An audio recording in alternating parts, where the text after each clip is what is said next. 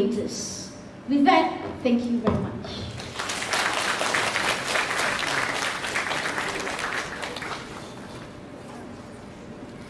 I would like to take this opportunity also to acknowledge, to thank everybody who are here today, who is here today, especially my Department of Microbiology people and the lecturers who are involved, the students involved in our virtual microbes, and hope that this is not the stop for our sharing.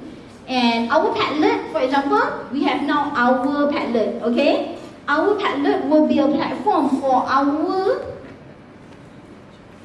sharing, our connection. If you have any questions, right? If you want to share something. Now, we are not saying that, you know, when we share something, that is sharing best practices, macam lah bagus sangat, kan, best practices. But sharing experience so that maybe it will inspire you to design your own learning for your students so that your students will experience the same thing. Okay? All the best, and I open for any questions if you have any questions. Yes?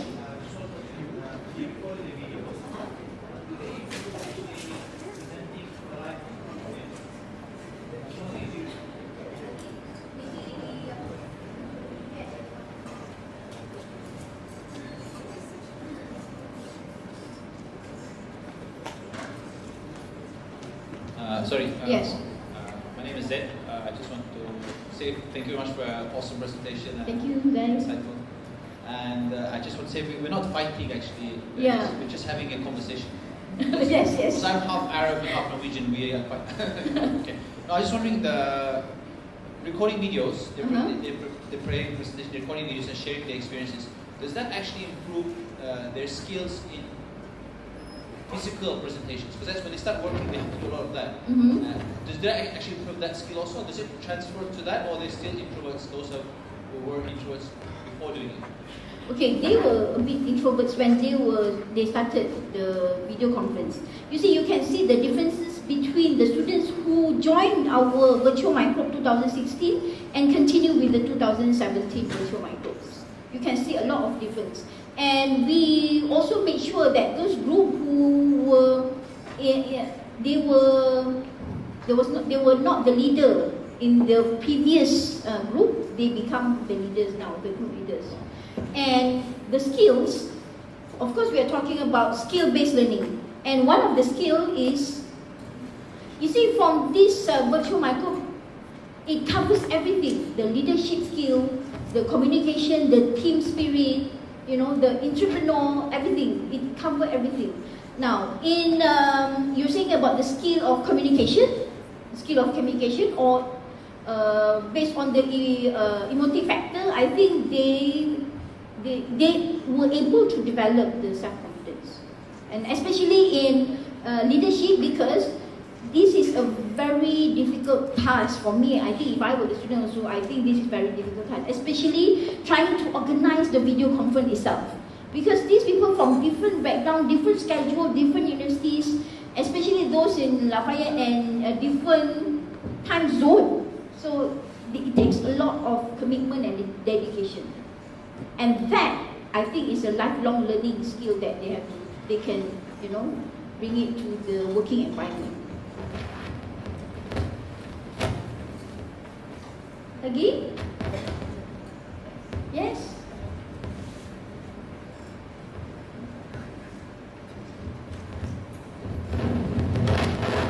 Assalamualaikum and a very good morning.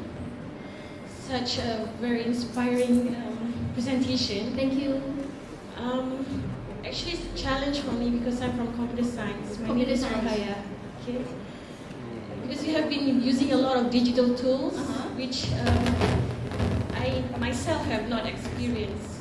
My question is that how do you overcome the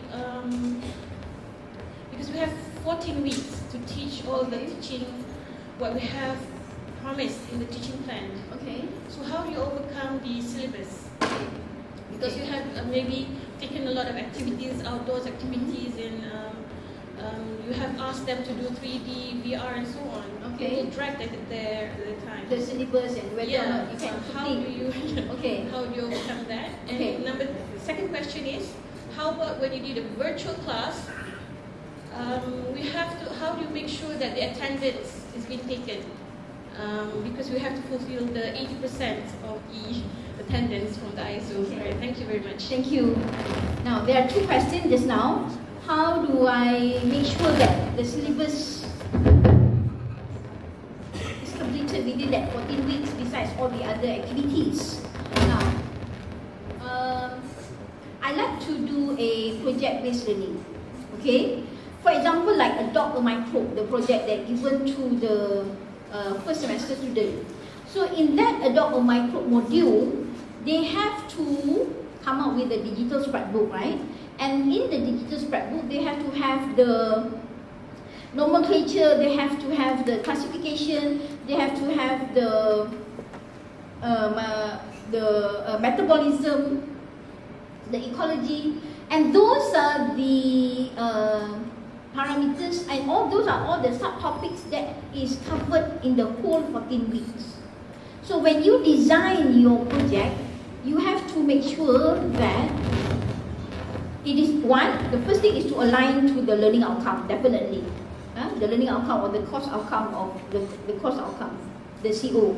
But then when you design it so that you can actually discuss, because let's say for example, Adopt a Microbe metabolism only will be taught in the 10th week, but I have already put it into the module. So they have to search for the information about metabolism earlier. And I will have to always make sure that the student, they are prepared before they come to class. Content, notes, they can get it earlier. Even without notes also, they can find the notes. Because I've tried that before. BYON. My class is always BYOD. Bring your own device. But there was one day that I said, oh today, next lecture BYON. Bring your own notes. Yeah. The class was on Friday. I told them on Tuesday. On Thursday, there were students uploading notes in our Trello already at that time. Notes, a whole stack of PowerPoint notes. From which they get it, I do not know where, definitely mostly from the internet, but that is to show even if we do not give the notes, they will are able to get the notes, obtain the notes from other places. Now, when they have the notes, we have to make sure that they prepare so that during class we can discuss about our project. So in a way that we embed the project together with our syllabus, that we cover everything. That is one of the ways to make sure that you are not, you will not be menyimpang away from your syllabus.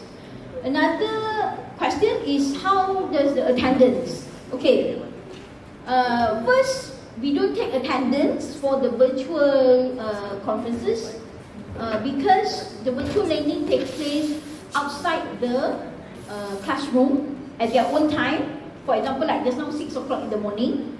And you can make sure that, because all the videos are recorded, all the conferences are recorded, so you don't have to worry about attendance.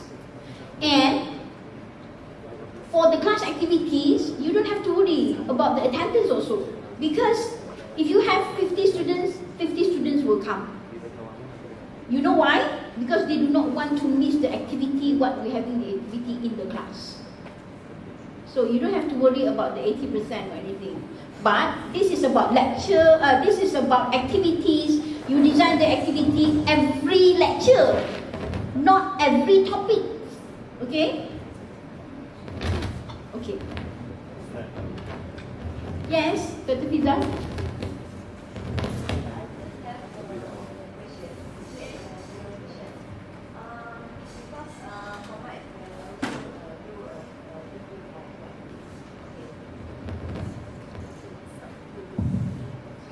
Okay, I just want you to explain, or maybe share your experience, how actually you close the gap between this kind of approach, okay, when you apply to the student. Because what I noticed is when we come to this kind of activity, the student, of course, they can come up with innovative, something that very, I think we don't even think about it, okay.